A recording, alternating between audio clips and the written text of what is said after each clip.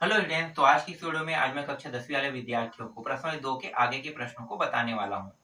मैं सोच रहा था कि मैं ये जो प्रश्न बता रहा हूँ इनको लाइव क्लास के माध्यम से बताऊं, पर थोड़ा सा प्रॉब्लम आ गया। प्रॉब्लम है मोबाइल का। ठीक है, मेरे पास एक ही मोबाइल है और मेरे घर में मेरे भाई के पास, मेरे फादर के पास, मतलब पिताजी के पास भी मोबाइल है। तो मैं उनके उनके मोबाइल को यूज करने वाला था लाइव क्लास लेने के लिए, क्योंकि जो कमेंट आप करोगे तो एक मोबाइल में तो पढ़ते हुए नहीं बनेगा।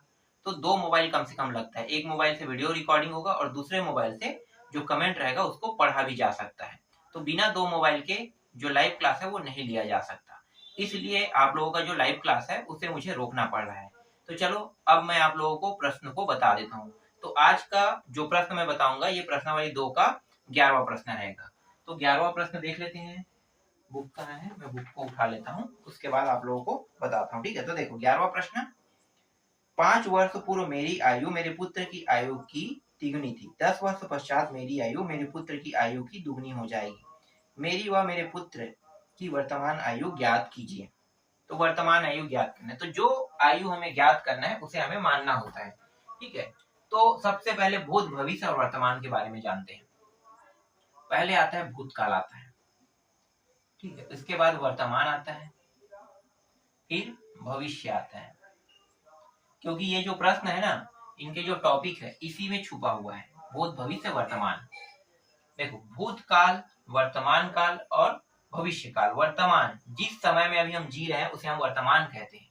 ठीक है, आज की स्थिति को हम वर्तमान कहेंगे। जैसे मैं कल का जिक्र करूंगा तो कल का मतलब क्या होगा, भविष्य आ जाएगा। और मैं पीछे की ओर जाता हूँ कि भाई एक दिन पीछे, तो वो क्या कहलाएगा, भूतकाल कहलाएगा, है ना। तो वर्तमान को मान लो मैंने एक्स रखा। ठीक है, वर्तमान को मैंने एक्स रखा या फिर वाई रखा। तो एक्स और वाई वर्तमान के लिए हम जिक्र करते हैं। अब यहाँ पे मैं कह रहा हूं कि मैं 5 वर्ष पीछे जाता हूं। तो 5 वर्ष पीछे जाने का मतलब क्या है, अभी आप लोगों की आयु, अभी आप कक्षा 10वीं में है तो अभी आप लोगों की आयु जो है वो 16 वर्ष होगा। 15-16 यही आसपास है ना। तो 15 साल या 16 साल होगा। कई लोगों का 17 भी हो सकता है। तो ये मिनिमम एज है जो 16, 17, 18 जो 10वीं क्लास में आते हैं उनके लिए। ठीक है, तो मैं कह रहा हूँ कि ये 5 साल हम लोग कहाँ जा रहे हैं, पीछे। तो 5 साल पीछे जाते हैं, तो 16 साल में 5 साल पीछे जाएंगे, भूतकाल की ओर जा रहे हैं। तो भूतकाल में अगर 5 साल पीछे जाएंगे तो आपकी आयु कितना रहेगा, 5 साल पहले कितना था। तो 5 साल पहले अगर कितना था आयु पूछेगा तो आपको क्या करना है, 16 में 5 को घटा देना है ना। तो 16 में 5 को घटा देंगे तो 16 भी मान लो एक्स है, एक्स 16 साल है। ठीक है, इन दोनों के लिए हमने 16 साल ही रख लिया। चलो 16, तो 16 साल मतलब x माइनस 5। ठीक है, भूतकाल की ओर जाएंगे तो क्या लिखेंगे, माइनस लगाएंगे। और y माइनस 5, एक पे तो जा नहीं सकते, x और y दोनों मान है तो दोनों में हमें 5 साल पीछे जाना है। फिर कह रहे हैं भविष्य की ओर जाना, मतलब बाद, बाद या पश्चात का जिक्र होता है ना। तो पश्चात जैसे शब्दों का अगर जिक्र होता है, ये पूर्व, इस यहाँ पे पूर्व का जिक्र होता है, पूर्व, पहले, इस तरीके का जिक्र होता है। ठीक है, इसमें पश्चात या फिर बाद का जिक्र होता है। प्रश्न में ये टॉपिक आपको देखने को मिलेगा ही मिलेगा। तो अब कह रहे हैं कि 2 साल आगे चलते हैं तो भविष्य में जाना पड़ेगा, है ना। 2 साल आगे भी लिख देते हैं। चलो आगे मतलब भविष्य में जाना पड़ेगा। तो भविष्य में जाओगे तो क्या होगा, प्लस होगा, क्योंकि 2 साल आपका एज बढ़ रहा है। तो 16 और 2 कितना हो जाएगा, 18 साल। तो वाई में भी तो 2 साल जाओगे ना। तो यही चीजें आपको सबसे पहले समझना है इन प्रश्नों को बनाने से पहले। अगर प्रश्न आयु से संबंधित है तो आपको भूत, वर्तमान और भविष्य का मतलब भूतकाल, वर्तमान काल और भविष्य काल, इन तीनों का जिक्र आपको देखने को मिलेगा ही मिलेगा। ठीक है, तो चलो अब मैं इनके टॉपिकों को हल करता हूँ। ये समझ में आ गया होगा। तो यही जो टॉपिक है, ये भूत, भविष्य, वर्तमान के जो टॉपिक है, इसी से ये पूरा प्रश्न बनेगा। अब आपको बस मैं थोड़ा थोड़ा समझाते जाऊंगा और आशा करूंगा कि जो मैं आपको समझा रहा हूँ वो आपको अच्छे समझ में आए। ठीक है, मैं ये तो नहीं कह सकता कि आपको 100% समझ में आ जाएगा, लेकिन मैं कोशिश जरूर करूंगा कि आपको पूरी तरीके से समझ में आ जाए। तो सबसे पहले यहाँ पे मैं मानूंगा, माना, माना, वहां पे मेरी आयु कह रहे हैं, मेरी मतलब पिता, यहाँ पे डाल देते हैं ना। मेरी भी लिख सकते हो, पिता भी लिख सकते हो। तो यहाँ पे मैंने माना पिता की आयु, पिता की वर्तमान लिखना है। और हाँ, याद रखना वर्तमान, वर्तमान यही याद करना है ना, वर्तमान। तो वर्तमान आयु को हम लोग क्या कर रहे हैं, मान रहे हैं। वर्तमान आयु x वर्ष। अब पुत्र की आयु भी मान लेते हैं, तो पुत्र की वर्तमान आयु बराबर y वर्ष। पिता की वर्तमान आयु को हमने x वर्ष माना और पुत्र की वर्तमान आयु को y वर्ष मान रहे हैं। जब मैं प्रश्न को पढ़ता हूं तो प्रश्न क्या कह रहे हैं उसको भी देख लेते हैं, क्योंकि पूरा जो टॉपिक है वो प्रश्न के हिसाब से चलना पड़ेगा। तो यहाँ पे अगर मैं जब प्रश्न को पढ़ता हूँ तो 5 वर्ष पूर्व मेरी आयु मेरे पुत्र की आयु की तिगुनी थी, 3 गुनी थी। कितने वर्ष पूर्व? 5 वर्ष। अब यहाँ पे देखो पूर्व का जिक्र किया है। पूर्व का मतलब क्या है? भूतकाल या भविष्य काल, क्योंकि यहाँ पे वर्तमान तो मैंने पहले ही लिख दिया है, यही हमें ज्ञात करना है। तो या तो ये भूतकाल रहेगा या तो भविष्य काल। तो मैंने अभी क्या बताया, अगर पूर्व का जिक्र करता है या पहले का जिक्र करता है तो वो क्या रहेगा? भूतकाल। मतलब 5 साल पीछे जाना है, किसके में? पुत्र के में। और सिर्फ पुत्र के में नहीं जाएंगे, ठीक है, पिता के में भी जाएंगे, दोनों के में जाना है, चाहे वो पुत्र है या पिता रहे, दोनों के में 5 साल पीछे जाना है। तो यहाँ पे मैं लिखूंगा 5 वर्ष पूर्व पिता की आयु, ठीक है। यहाँ पे वर्तमान अब नहीं रहेगा ना, 5 वर्ष पूर्व पिता की आयु, वर्तमान शब्द को आपको हटा देना है, वर्तमान नहीं रहेगा। क्यों वर्तमान नहीं रहेगा? क्योंकि वर्तमान अभी को बोल रहे हैं और 5 साल पूर्व बोल रहे हैं, मतलब पीछे जा रहे हैं। कहाँ पे? भूतकाल में। तो क्या करेंगे यहाँ पे? x में 5 को घटा देंगे, ये वर्ष हो गया, ठीक है। जैसे 16 साल है, 16 साल में 5 साल घटा दिए। सेम 5 वर्ष पूर्व किसकी आयु? पुत्र की आयु पर भी जाएंगे पीछे, तो ये y माइनस 5 वर्ष हो जाएगा, ठीक है। अब प्रश्नानुसार हल करते हैं, प्रश्नानुसार, ठीक है। प्रश्न क्या कह रहा है कि 5 वर्ष पूर्व पिता की आयु पुत्र की आयु के बराबर हो जाता है। कब? जब 3 का गुणा कर दे, किसके में? पिता के में, पुत्र के में, पुत्र के में। क्योंकि पिता की आयु और पुत्र की आयु में जमीन आसमान का अंतर है। अगर किसी को बराबर करना है दोनों की आयु को, तो कोई ना कोई तो तिगना या दुगना तो होगा ना। तो यही टॉपिक जो है वो इम्पोर्टेंट होता है। तो हमेशा जो छोटा होता है उसी के साइड में वो गुना किया जाता है। तो ये चीज याद रखना। छोटा कौन है? पुत्र की पिता, पुत्र, है ना। अगर ये टॉपिक समझ में आ गया होगा तो ये अगला स्टेप आपको पूरी तरीके से समझ में आ जाएगा। तो चलो यहाँ पे मैं लिख देता हूं, पिता की आयु बराबर पुत्र की आयु, ठीक है। देखो पिता की आयु कितना है? x माइनस 5, ठीक है। और पुत्र की आयु y माइनस 5। अब देखो ये दोनों एक दूसरे के बराबर में रखा गया है ना, एक दूसरे के किसमें रखा गया है? बराबर में। तो एक दूसरे के बराबर में है तो 3 गुना कहाँ पे करूंगा भाई? पिता की आयु पुत्र की आयु, है ना। तो पिता की आयु पुत्र से हमेशा बड़ा रहता है। मान लो इसको मैं 30 वर्ष मान लेता हूँ, या चलो 50 वर्ष मान लो। 50 तो 5 घटाएंगे तो 45 आएगा। अब इसको मान लेते हैं भाई बेटा है तो 18 साल या 16 साल, चलो उम्र के हिसाब से 16 लेते हैं। 16 5 तो घटाएंगे तो कितना आएगा? 11 वर्ष आएगा कि नहीं? 11 वर्ष। तो भाई बराबर हो रहे कि नहीं? नहीं हो रहे, जबकि यहाँ पे निशान बराबर है। तो गुणा इधर करूंगा 3 का कि इधर करूंगा? डेफिनेटली इधर ही करूंगा ना, 3 का गुणा। तब क्या होगा? 3 का जब मैं यहाँ पे गुणा करूंगा तो ये दोनों बराबर हो जाएगा, कह रहा है ना। तो ये दोनों बराबर हो जाएगा। जैसे कि यहाँ पे एकदम सिंपल अगर उदाहरण दिया जाए तो इसको कितना रखें कि ये दोनों बराबर हो जाए। जैसे 3 का गुणा, जैसे मैं 16 एग्जाम्पल दिए, 16 और 5 को घटा कर ले रहा हूँ ना, तो 11 रहे। तो 11 तिया 33, 3 और 5 घटाएंगे तो कितना हो जाएगा? 38, है ना। तो अगर मैं यहाँ पे 38 लेता हूँ तब ये कितना आ जाएगा? 33 आ जाएगा, ठीक है। अब देखो 11 के साथ 3 का गुणा करोगे तो ये 33 हो जाएगा, 3 गुना ले लो और यहाँ पे 33 आएगा, तो दोनों बराबर हो रहे हैं। तो यही जो टॉपिक है ये आपको समझना है, ठीक है। तो ये भी मैंने आपको समझा दिया कि 3 का गुणा कहाँ पे करना है, पिता के साइड में या पुत्र के साइड में। तो हमेशा पुत्र के साइड में करना है, कभी भी पिता के साइड में आपको गुणा नहीं लगाना है। ये बातें याद रखना आयु वाले प्रश्न में, ठीक है। 3 का गुणा हमने यहाँ पे लगा दिया। चलो अब इसको आगे हल करते हैं। तो ये हो गया x माइनस 5, 3 का अंदर गुणा 3y और 5 तिया 15। ये जो मान दिए इस पूरे मान को इस साइड ले आते हैं, ठीक है। तो यहाँ पे जो चिन्ह रहेगा वो इस साइड आने पर पूरी तरीके से बदल जाएगा। और ये -5 है और ये इस साइड आके क्या हो जाएगा? +15 हो जाएगा बराबर 0। समझ में आ रहा है कैसे हुआ, देख लो।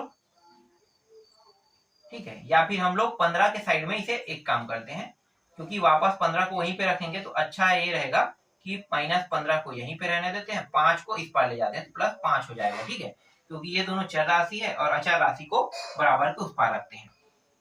तो देखो ये हो गया x - 3y, इसको घटाएंगे तो -10 आ जाएगा। ये रहा आपका पहला समीकरण। पहला समीकरण प्राप्त हो गया। अब क्या करेंगे, फिर से प्रश्न पढ़ेंगे। प्रश्न इस बार क्या कह रहा है कि 10 वर्ष बाद, है ना, मतलब 10 वर्ष का यहाँ पे जिक्र कर रहा है। तो यहाँ पे क्या है, 10 वर्ष बाद मतलब 10 वर्ष पश्चात लिखा है, मेरी आयु मेरे पुत्र की आयु की दुगुना हो जाएगी। मतलब उम्र में पुत्र की भी आयु क्या हो रहा है, बढ़ रहा है। ठीक है, तो चलो आगे करते हैं।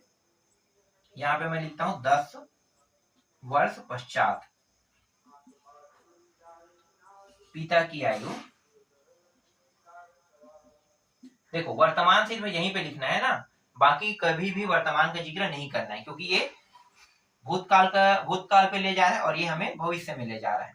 तो 10 वर्ष पश्चात पिता की आयु, तो x प्लस कितना होगा, 10 साल आगे चले जाएंगे। और इसी तरीके से सेम पुत्र का भी आयु y प्लस 10 वर्ष, है ना, 10 वर्ष उसके में भी क्या होगा, वृद्धि हो जाएगा। जब दोनों के वृद्धि करते हैं तो क्या होगा भाई, अब इस बार जो पुत्र की आयु है ना, यहाँ पे मैं लिख लेता हूं पहले पिता की आयु, पिता की आयु। ठीक है, यहाँ पे फिर से प्रश्नानुसार लिख लो, क्योंकि हम लोग प्रश्न के हिसाब से चल रहे हैं। और फिर पुत्र की आयु, पुत्र की आयु, पिता की आयु और पुत्र की आयु। तो पिता की आयु अभी क्या है, भविष्य वाला x प्लस 10 है, और पुत्र की y प्लस 10 दिया हुआ है। किसके साइड में 2 गुना करेंगे, तो पुत्र की आयु पिता की आयु के बराबर हो जाएगा, तो पुत्र के साइड में करेंगे। समझ में आ गया ना, ये टॉपिक अगर आपको समझ में आ गया है तो डेफिनेटली ये भी समझ में आ जाएगा। बस अब क्या करना है, हल करना है। तो ये रहा x प्लस 10 बराबर 2 का अंदर गुणा कर दो, 2y प्लस 20। इस 2y को इस साइड ले आते हैं, तो x 2y को इस साइड लेकर आएंगे तो क्या हो जाएगा, प्लस से माइनस हो जाएगा, है ना। तो 2y माइनस हो गया, और यहाँ पे पहले से 20 दिया है, इस 10 को इस पार भेज देते हैं, तो ये साइड प्लस है, बराबर को साइड आने पर ये माइनस हो जाएगा। तो ये x माइनस 2y बराबर 10। ये रहा आपका दूसरा समीकरण। हमारे पास 2 समीकरण है, ठीक है, ये आपका पहला समीकरण, ये रहा दूसरा समीकरण। सबसे पहले आपको क्या करना है, इन्हीं दोनों समीकरणों को निकालना है। जब दोनों समीकरण निकल जाएगा तो आपके पास हल करने की कितने विधि है, मैंने आपको बताया था ना, कई विधि है, लेकिन यहाँ पे हम लोग सिर्फ 2 ही विधि का उपयोग करेंगे, एक प्रतिस्थापन, एक विलोपन। समीकरण निकाय भी विधि है ना, तो समीकरण निकाय विधि से हल नहीं करेंगे, या तो प्रतिस्थापन विधि से इस प्रश्न को हल करेंगे या फिर विलोपन विधि। तो मैं इस प्रश्न को विलोपन विधि से हल कर देता हूँ। ठीक है, प्रतिस्थापन विधि से स्वयं करके देख लेना। तो जब मैं विलोपन विधि से हल करूंगा तो यहाँ पे मुझे बताना पड़ेगा, तो विलोपन विधि से, और विलोपन विधि का नियम क्या कहता है, विलोपन विधि का नियम ये कहता है कि दोनों समीकरण के पहले पक्ष सेम होने चाहिए। पहले पक्ष नहीं, पहले पद रहेगा ना, यहाँ पे मैं पक्ष कह रहा हूँ, पक्ष नहीं, पहला पद। ठीक है, देखो यहाँ पे पहला पद क्या है, x है, ये भी x है, दोनों सेम टू सेम है कि नहीं, है ना। तो दोनों सेम टू सेम है, तो ये आप क्या करेंगे, अगर दोनों सेम टू सेम है तो सीधा समीकरण 1 में 2 को घटा दो या 2 में 1 को घटा दो, जैसा लिखना चाहो वैसे लिख लो। ठीक है, तो यहाँ पे बताना पड़ेगा समीकरण 1 में 2 को घटाने पर।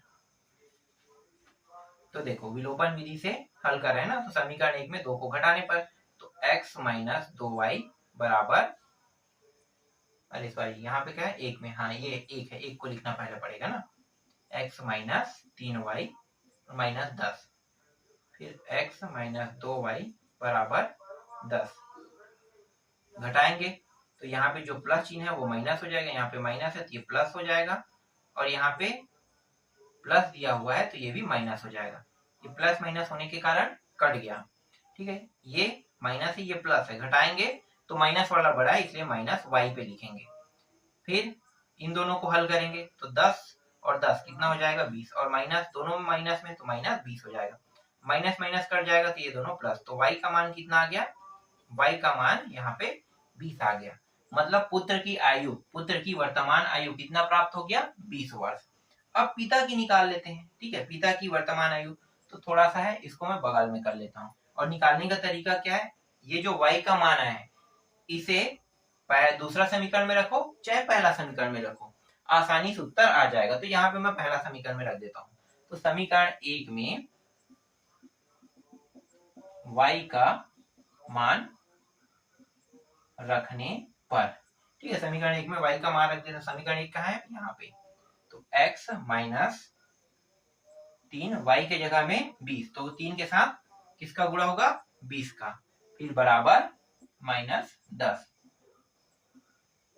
x और ये 60 बराबर माइनस 10, तो x इस 60 को उस पार ले जाते हैं, ठीक है, तो देखो ये माइनस में दूसरा जाके क्या हो जाएगा प्लस, तो प्लस 60 और यहाँ पे पहले से 10 है, तो x बराबर कितना आ गया 50 आ गया। तो देखो पिता की वर्तमान आयु कितना है, कहीं पे लिख देते हैं 50 वर्ष प्राप्त हुई है ना, और पुत्र की वर्तमान आयु कितना है बराबर 10 वर्ष, ठीक है। तो आपको इसे कैसे लिखना है, अब मेरे पास तो जगह नहीं है तो यहाँ पे मैं आपको सिर्फ बोल के बता देता हूँ, ठीक है।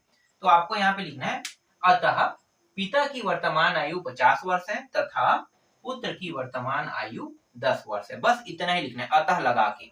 तो ये जो पूरा प्रश्न है ये पूरी तरीके से क्लियर हो जाएगा, ठीक है।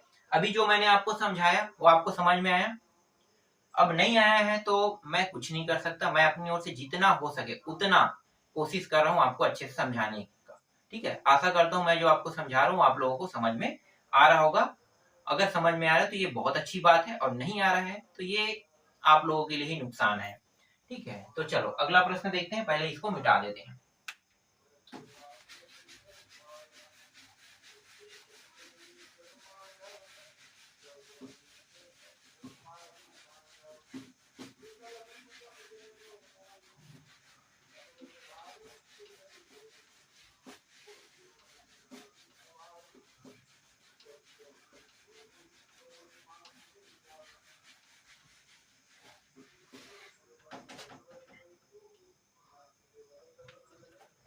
अगला जो आप लोगों का प्रश्न है वो ये है 12वां प्रश्न ना, तो 12वां प्रश्न देखते हैं। दो स्थानों A और B की दूरी 70 किलोमीटर है, दो कारें A व B से चलना प्रारंभ कर दी, यदि वे एक ही दिशा में चलती तब 7 घंटे बाद एक दूसरे से मिलती है, और यदि वे एक दूसरे की ओर चलती है तब 1 घंटे बाद मिलती है, कारों की चाल ज्ञात कीजिए। तो कार की चाल ज्ञात करना, देखो ज्ञात क्या करना है कार की चाल, तो जो चीज हमें ज्ञात करना होता है उसे हमें कुछ मानना पड़ेगा, तो कार की चाल को मान लेते हैं माना, कार की माना। अब देखो यहाँ पे दो कार है तो भाई मैं डायरेक्ट कार बस तो नहीं लिख सकता, तो नहीं लिख सकता हूँ ना, तो मैं क्या लिखूंगा माना ए कार की चाल बराबर x किलोमीटर प्रति घंटा, है ना, ठीक है। इस तरीके से किलोमीटर प्रति सेकंड ऐसे लिखते हैं, और हिंदी में लिखते हैं तो किलोमीटर प्रति घंटा लिखते हैं। अब बी कार की चाल को भी मानेंगे क्योंकि दो कारें हैं, तो एक कार को मान लिए, अब बी कार की चाल बराबर y किलोमीटर प्रति सेकंड मतलब प्रति घंटा, इस तरीके से इसको लिख लेते हैं, ठीक है। जब प्रश्न को पढ़ता हूं तो प्रश्न क्या कह रहा है 7 घंटे, है ना, यहाँ पे 7 घंटे का जिक्र किया है, देख लेते हैं। 7 घंटे बाद एक दूसरे से मिलती है कह रहे हैं, है ना, मतलब एक ही डायरेक्शन में। देखो ए कार की चाल x किलोमीटर प्रति घंटा और बी कार की चाल y किलोमीटर प्रति घंटा है, ठीक है। अब प्रश्न को जब मैं आगे पढ़ता हूं तो प्रश्न में ये कह रहा है कि ये जो कार है ए कार बी कार से 7 घंटे बाद, है ना, बी कार से 7 घंटे बाद मिलती है तब ए कार की चाल, ठीक है, 7 घंटे बाद मिलती है मतलब 7 घंटा चल चुका है, तो देखो 1 घंटा चलने पर कार की चाल देखो एक कार की चाल मतलब 1 घंटा, है ना, किलोमीटर प्रति घंटा, मैंने अभी बताया ना, हिंदी में अगर इसे लिखते हैं तो किलोमीटर प्रति घंटा लिखेंगे, ठीक है, किलोमीटर प्रति घंटा लिखेंगे। तो एक कार की चाल मतलब 1 घंटे में x किलोमीटर चलती है। तो यहाँ तो 7 घंटे का जिक्र कर रहा है, देखो ना, ए कार और बी कार से 7 घंटे बाद मिलती है, मतलब 7 घंटा। तब ए कार की चाल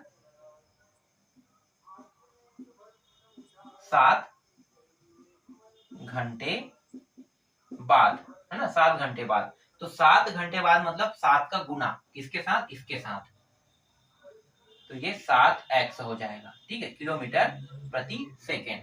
इसी तरीके से बी कार की चाल, ये भी 7 घंटा है ना, दोनों है 7 घंटे। एक कार को कहेंगे तो भी 7 घंटे बाद मिलेगा, दूसरे कार को कहेंगे तो भी 7 घंटे बाद, तो 7 घंटे बाद ये मिल रहा है। तो इसकी जो चाल है, देखो बी कार की चाल को हमने y माना है, तो ये हो जाएगा 7y हो जाएगा, किलोमीटर प्रति घंटा, ठीक है, 7x और 7y। अब प्रश्न के हिसाब से चलते हैं, तो प्रश्नानुसार ठीक है, दोनों एक ही डायरेक्शन में चल रहे हैं ना, दोनों एक ही डायरेक्शन में चल रहे हैं, याद रखना इस प्रश्न में क्या है, दोनों एक ही डायरेक्शन में चल रहा है। तो जब डायरेक्शन एक ही हो तो एक का मान प्लस और दूसरे का मान माइनस, मतलब 7x माइनस 7y, इस तरीके से आएगा। और कितना किलोमीटर चल रहा है, 70 किलोमीटर, ठीक है। तो ये आपका पहला समीकरण है। अगर इसे पहला नहीं मानते हो तो ये अभी और हल हो रहा है, देखो 7 के पहाड़ा में ये भी आता है, 7 के पहाड़ा में 7 के पहाड़ा में, तो इन तीनों से 7 को कटा देते हैं, x माइनस वाई बस बचेगा, और ये रहा 7 एकम 7 दहाई। तो ये इसे पहला समीकरण मान लो, ठीक है, ये समझ में आ गया। अब फिर से क्या होगा, ये जो कार ए है, कार ए है, इसकी जो चाल है वो x किलोमीटर, मतलब एक ही घंटे की बात करें, एक ही घंटे, तो एक ही घंटे चलते हैं लेकिन विपरीत दिशा में चल रहा है। तो इस बार क्या करना है, ये एक ही दिशा है ना, एक ही दिशा लिख देता हूं, ठीक है, एक ही दिशा, मैंने एक ही दिशा लिख दिया। अब यहाँ पे मैं विपरीत लिख रहा हूं, दिशा, विपरीत दिशा। तो जो ए कार है की चाल कितना हो जाएगा, 1 घंटे में x किलोमीटर प्रति घंटा। इसी तरीके से बी कार की चाल बराबर y किलोमीटर प्रति घंटा रहेगा, ठीक है, विपरीत दिशा जा रहा है तब की बात है। तो विपरीत दिशा में 1 घंटे का जिक्र हुआ है, तो यहाँ पे x प्लस वाई, अगर विपरीत दिशा जाता है तो दोनों जुड़ जाता है, और इन दोनों के द्वारा भी 70 किलोमीटर ही दूरी तय करेगा, चाहे वो एक डायरेक्शन में जाए या विपरीत डायरेक्शन में जाए, दोनों एक ही दूरी तय करेगा, ठीक है। ये कैसे समझ में आएगा कि दोनों एक ही दूरी तय कर रहे हैं, अलग अलग नहीं कर रहे हैं। भाई यहाँ पे एक प्रश्न बन रहा है कि दोनों एक ही दूरी क्यों तय कर रहे हैं, अलग अलग दूरी क्यों तय नहीं कर रहे हैं। तो ये जो टॉपिक है इसे समझने के लिए आपको थोड़ा समझना पड़ेगा। देखो ये हो गया ना, ये आपका एक स्टेशन मान लेते हैं, जैसे कि एक्स मान लो उदाहरण में, और ये वाई स्टेशन है ना। तो यहां से स्टेशन भी मत को स्टॉप कर लो, बस स्टॉप मान लो कह रहे हो। अब दो कारें हैं, एक कार ए और एक कार बी, ठीक है, एक कार पहले निकल गया, मान लो ए कार पहले चला जाता है, ठीक है, ये पहले पहुंच चुका है ए कार। तो ए कार 70 किलोमीटर, और यहां से यहां की दूरी कितना है, 70 किलोमीटर, ठीक है, 70 किलोमीटर। ए कार पहले ही पहुंच चुका है, ठीक है, पहले ही पहुंच चुका है। पहले हम लोग एक ही दिशा को समझते हैं, ठीक है, पहले ही पहुंच चुका है। अब इसके पहुंचने के बाद, है ना, इसके पहुंचने के बाद ये जो कार है हो सकता है 7 घंटे बाद निकला होगा, तभी तो सेम स्पीड में अगर चला लेते हैं, चलो इसको 50 की स्पीड में ये जा रहा है, कहीं नहीं रुक रहा है, 50 की स्पीड में गया। अब 7 घंटे बाद ये दूसरा जो कार है वो यहीं पे वाई स्टॉप के निकलेगा। तो 7 घंटे बाद निकल रहे हैं, मतलब 7 घंटे सॉरी, निकलने का टाइम तो कोई भी हो सकता है, पहुंचने का टाइम 7 घंटा है ना। तो ये इसके निकलने के बाद निकला होगा। अब वो रुकते रुकते पानी पीते, है ना, कहीं पे टहलते बैठते, जैसा भी हो ये जा रहा है, तो इसे पहुंचने में इसके मुकाबले 7 घंटे का अधिक समय लगा, ठीक है, 7 घंटे का अधिक समय लगा। लेकिन ये भी दूरी कितना तय कर रहा है, 70 ही कर रहा है, ठीक है, तो 70 ही कर रहा है। तो देखो ये जो 7x है माइनस 7y, है ना, 7 घंटे का अंतराल था और 70 किलोमीटर दूरी दोनों के द्वारा तय कर रहा है, ठीक, 70 किलोमीटर दूरी ये तय कर रहा है। अब ये 70 किलोमीटर जो दूरी है, ये रियल में एक्स और वाई अगर निकालते हैं तो अलग अलग आएगा, लेकिन ये जो टॉपिक है इसके हिसाब से दोनों 70 तय कर रहे हैं। अब विपरीत दिशा पे चलते हैं, ये है भाई, ठीक है, विपरीत दिशा वाला देख लेते हैं। यहाँ भी 70 किलोमीटर है, ये एक्स और वाई।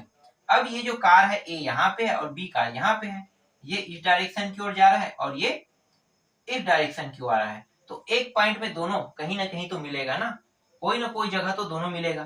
तो अगर दोनों सेम टाइम में मिलता है तो बीच में मिलता है, अगर सेम टाइम में नहीं मिलता तो दोनों कहीं ना कहीं मिलेगा।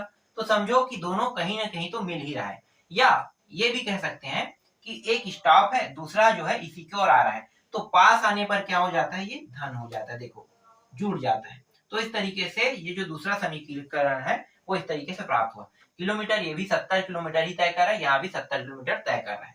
तो दूरी बढ़ा क्या, यहाँ पे नहीं बढ़ा, इसीलिए यहाँ पे दोनों जगह 70-70 का जिक्र हुआ है। ठीक है, ये टॉपिक आपको समझ में आ गया। अब क्या करेंगे, इसको हल करेंगे। तो हल करने के कई विधि है, तो चलो इसको भी विलोपन से ही कर लेते हैं। विधि से फटाफट मैं बताता हूँ, विलोपन विधि से हल करेंगे। तो ये x, देखो यहाँ भी x है, यहाँ भी x है, क्या करेंगे, घटा देंगे। ठीक है, तो समीकरण 1 में 2 को घटाने पर आपको लिखना है, ठीक है, मैं नहीं लिख रहा हूँ, यहाँ पे डायरेक्ट हल कर रहा हूँ। और ये x प्लस वाई बराबर 70, ठीक है, घटा देते हैं। तो हाँ ठीक है, घटा दो। तो ये प्लस है, ये माइनस हो जाएगा, ये प्लस है, ये माइनस हो जाएगा, और ये भी प्लस है तो ये माइनस हो जाएगा। ये दोनों कट गया, माइनस माइनस जुड़ जाएगा, 2y, और यहाँ पे माइनस है प्लस है तो घटाएंगे तो माइनस 60 आ जाएगा। दोनों में माइनस है, कट गया, 2y बराबर 60, और ये y 2 के साथ गुणा में, मतलब 60 को क्या करेगा, भाग करेगा, 2 एकम 2 तीनम 2 शून्यम, ठीक है, तो 30 बार में ये कट गया, तो y का मान कितना आया, 30 आया। अब इस y को मान को समीकरण 1 2 में से किसी में भी रख दो, उत्तर आ जाएगा। तो यहाँ पे मैं लिख नहीं रहा हूँ, सीधा रख रहा हूँ, ठीक है, तो समीकरण 1 में रख देता हूँ, तो x माइनस 30 बराबर 10, इस 30 को उस पार ले जाते हैं, तो ये 10 इस साइड आने के बाद ये प्लस हो जाएगा, तो x बराबर कितना हो गया, 40। तो इस तरीके से x का मान 40 प्राप्त हो गया, और y का मान कितना प्राप्त हो गया, y का मान 30 प्राप्त हो गया।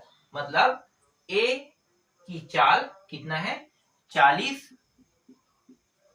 किलोमीटर प्रति सेकंड है, या s ना लिख के अंग्रेजी में हम घंटा लिख देते हैं इसको, और इसका 30 किलोमीटर प्रति सेकंड है। ठीक है, तो 40 और 30 और दोनों को जोड़ोगे कितना होगा, 70। तो यही जो है इस प्रश्न का उत्तर है, और प्रश्नों को इसी तरीके से बनाया जाता है। आशा करता हूँ ये जो प्रश्न मैंने बताया वो आपको समझ में आ गया होगा। समझने के लिए इन टॉपिकों का उपयोग किया जाता है। ठीक है, ये टॉपिक जो है ये मैं थोड़ा अलग तरीके से समझाने वाला था, लेकिन अचानक मैं यहाँ पे बदल गया, है ना, मतलब मैंने बदल दिया यहाँ पे टॉपिक को। तो ये जो टॉपिक है कई तरीके से समझाया जा सकता है, आपको जैसे समझना है आप अपने टॉपिक से समझ सकते हो। बस इतना जानना है कि ये दोनों एक ही डायरेक्शन में जा रहे हैं तो इसलिए वो माइनस हुआ, और दोनों विपरीत डायरेक्शन में जा रहे हैं तो कहीं पे कहीं देखो ये इधर से ऐसे जा रहे हैं, इधर से, तो जहां पे ये मिल सकता है ना, कोई ना कोई स्थान पे मिल रहा है, इसलिए पास आ रहा है, तो पास आ रहा है तो ये जुड़ रहा है, इसीलिए यहाँ पे हमने जोड़ा है और इसीलिए यहाँ पे हमने घटाया है। समझ में आ गया। तो आज की इस क्लास में इतना ही, बाकी जो बचा हुआ प्रश्न है उसको मैं आपको नेक्स्ट वीडियो में बताऊंगा।